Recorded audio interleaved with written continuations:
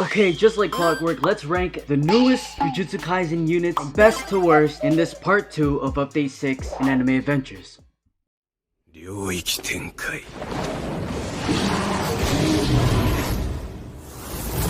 福間水氏 Okay, just like how I always start, I'm gonna go ahead and put a reminder out there. As you can see, this is just my opinion, so you could do whatever you want. You don't have to get them. Maybe if you're not good enough, you don't got to get them. It's not like it's not a requirement to get these units, although it would be great because they are pretty good. And also it's situational, so some of them may depend on what you're playing, like depending on maybe you're playing story mode, challenges, dungeons, raids, etc. There will be different units required for those different types of games because of course they all have different elements like flying units, shields, regen, or in general just a bunch of HP, so it's situational. But I will talk over them in this video and try to at least go in depth. But the three new units that got released are Yuta, Ghetto, or Ghetto, I don't know how to pronounce his name, and Sukuna, or Itadori Evolve.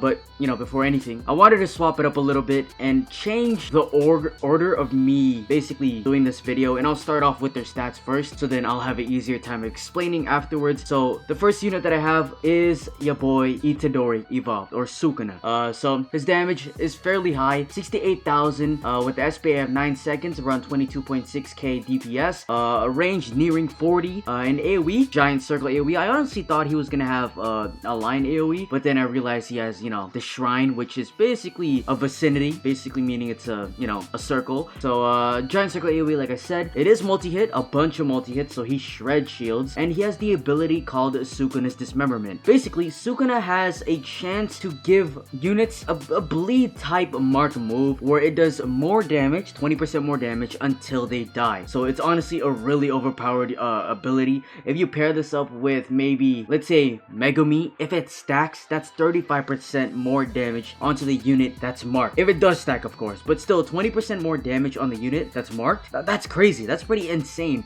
Adding on top of the damage he already does, which is nearing 70,000, even though his SPA is a little high, just put Godspeed on this man. Just slap on Godspeed, or maybe Divine if you can. Then he's gonna go absolutely crazy. And with the new Cursed Fingers that was just added, you could get even lower SPA or more damage depending on what you want. But lower SPA on him with Godspeed, his ability is just gonna go nuts. It's gonna go crazy. He's gonna do it like every other attack. I think. I don't really know the rates on how it's like happens, but I know that he does have an ability. And lastly, you could place 3 of these guys down. I didn't really put the cost because I don't have them yet, and I couldn't really think of the unit cost, but I did see other people using them. They told me the stats, and I forgot to ask for the cost, but it is what it is at this point. And let's move on to the next person, which is gonna be Yuta. All right, Yuta, honestly, I'm just gonna say it out there, my favorite model so far and my favorite attack. His attack with that giant beam is amazing. He just has a stand. Like, if you haven't watched the movie, I recommend watching it, but that's besides the point. His damage is nearing around 165,000 with a DPS of 28 because his SPA is a little high, nearing 18 seconds or 17.5, which is what I've been seeing. And yeah,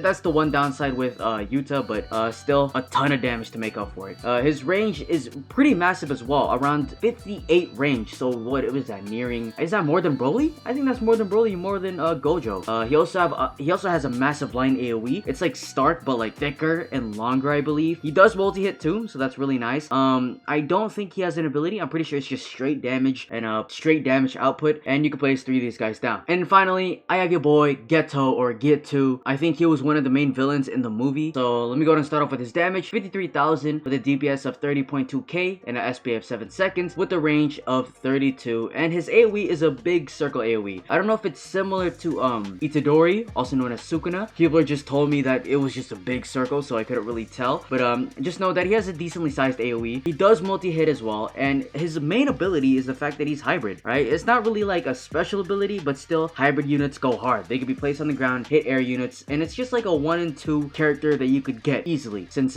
he's really fairly easy to get. And you can place 4 of these guys down. So this guy is one of the first ones you can actually place 4 down, and the other ones you can only place 3. But let's go ahead and rank them. So for number 1, first place, I recommend getting your boy Itadori. So Itadori, of course, a decent damage. The SPA is a little high up there, but his ability just makes up for it. He's like a support unit plus a damage unit in the same person. Even though you could place 3, that's 1 unit down. It's the ability just makes it better. I think it does work for teams as well, like your teammate or your other units will be able to have 20% more damage on them. Please correct me if I'm wrong. If it does, that makes it even better. But if he doesn't have that ability where extra damage is done to the teammates where they attack the units, then that's my fault. It's still, though, he's still probably gonna be #1 pick out of these guys because, you know, damage is really nice. That ability, it's just the ability. The ability just carries him. And that's all I have to say about Itadori. And for second place, I have ya boy Yuta and Ghetto. Honestly, this one is where it gets a little tricky. So Yuta, of course, he's really great. The damage is absolutely amazing. 160,000 plus. I think that's the most on 1 unit without unique. But the SPA really does bring it down a lot, and he doesn't have an ability, and you can place 3 of these guys down. The only reason why I place him in second place and not first place is because you could have replaced this guy with Gojo, and nothing would really change. You know, this guy's a great damage dealer, but Gojo, he has a time stop. You could keep upgrading him with the eyes, getting more damage and range. I think if it's just more damage, still it would be better than Yuta. But it's honestly a point where you gotta compare Yuta and Gojo in this game because they're fairly similar. But I'd still choose Gojo over him because his utility wise, his support wise is just over the top. That time stop is absolutely nuts, and I love it. And I'm pretty sure a lot of people agree with me as well. But if you do need a damage dealer and you got some supports, then go ahead and get Yuta. But on the other hand, you could put Ghetto in second place because he's a hybrid. So if you don't have a hybrid like Jalal or the Lightning Urza, then go ahead and get Ghetto. He's fairly easy to get, and he's just a hybrid, you know? 53,000 damage with the SPA nearing 7 seconds is honestly really, really good. I think it's one of the better hybrid units, if not the best. I still do think that the Lightning one is better, but still though, the damage on it is fairly good for a hybrid unit. And he multi-hits, so you gotta factor that in when there's shields in other units that can't get killed in 1 hit. So yeah, but if I was gonna put this in a ranking without having those convoluted areas, then I would probably have Sukuna first, or Itadori Evolve, Ghetto second, Ghetto